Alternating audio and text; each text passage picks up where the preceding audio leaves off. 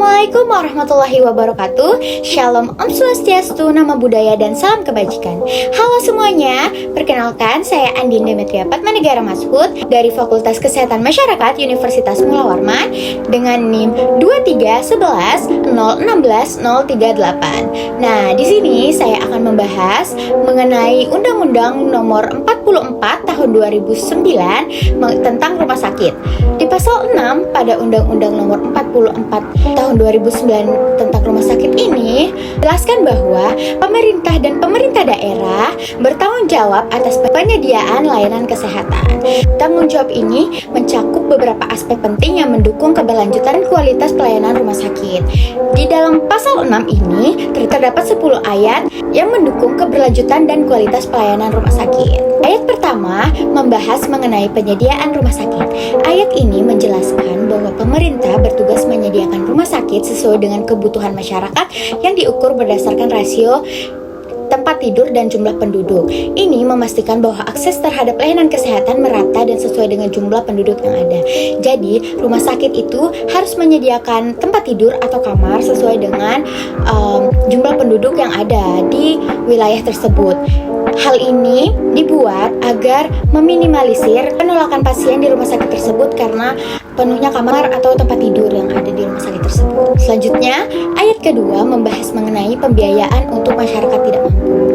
Ayat ini menjelaskan bahwa pemerintah juga harus menjamin pembiayaan pelayanan kesehatan bagi fakir miskin atau orang tidak mampu.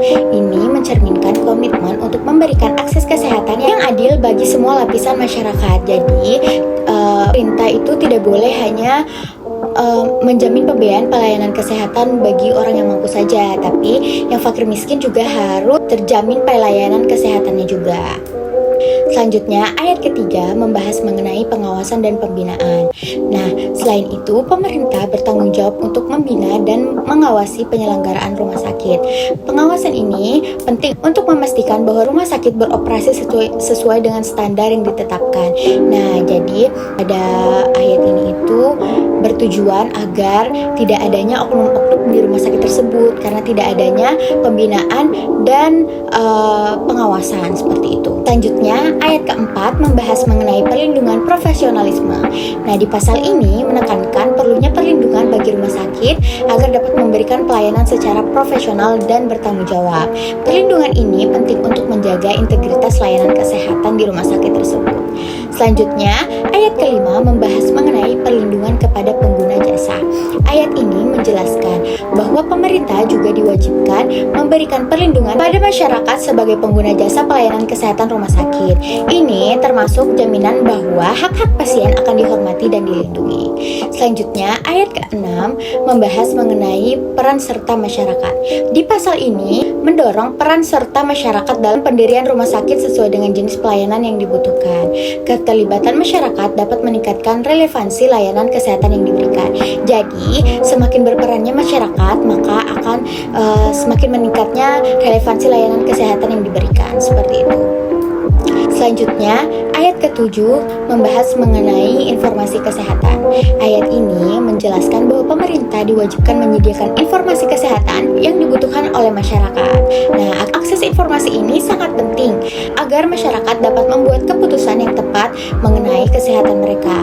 Nah, yang dimaksud dalam pasal ini itu reka pasien, yang dimana pasien wajib tahu hasil tes yang mereka lakukan atau hasil medical check up yang mereka lakukan agar mereka bisa membuat keputusan tepat mengenai kesehatan diri mereka, seperti itu. Jadi mereka tuh tahu apa yang harus mereka ambil atau langkah apa yang harus mereka lakukan untuk kesehatan mereka.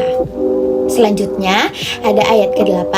Nah, ayat ke-8 ini membahas mengenai pelayanan kegawat daruratan. Ayat ini menjelaskan bahwa jaminan pembiayaan untuk pelayanan kegawat daruratan akibat bencana juga diatur dalam pasal ini. Ini menunjukkan perhatian pemerintah terhadap situasi darurat yang memerlukan respon cepat. Yang dimaksud dalam ayat ini tuh seperti misalnya IGD atau UGD. IGD dan UGD itu kan termasuk dalam penanganan gawat darurat. Ini contohnya, misalnya ada yang kecelakaan lalu lintas dan membutuhkan pertolongan yang sangat cepat seperti itu. Jadi kita bisa langsung membawa ke IGD atau UGD seperti itu. UGD di rumah sakit terdekat seperti itu. Jadi bisa diberikan penanganan lebih cepat. Selanjutnya, ayat ke-9 membahas mengenai sumber daya manusia.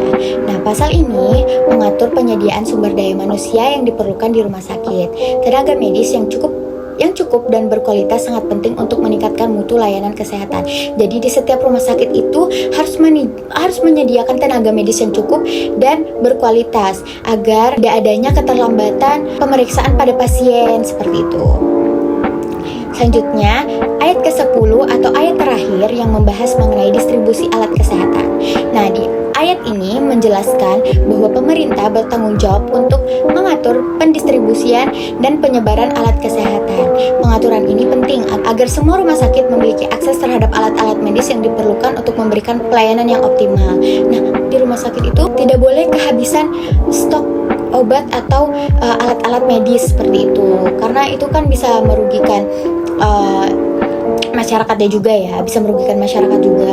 Terus kalau misalnya alat-alat medisnya terbatas, itu juga akan meribetkan rumah sakit tersebut, karena rumah sakit tersebut belum memiliki fasilitas tersebut, dan jadinya masyarakat juga akan lebih memberikan kritik kepada rumah sakit tersebut dan mengecap bahwa rumah sakit tersebut itu kurang bagus atau kurang profesional dalam menyikapi masalah kesehatan tersebut seperti itu. Mungkin itu saja pemaparan materi yang bisa saya sampaikan. Kurang lebihnya mohon dimaafkan.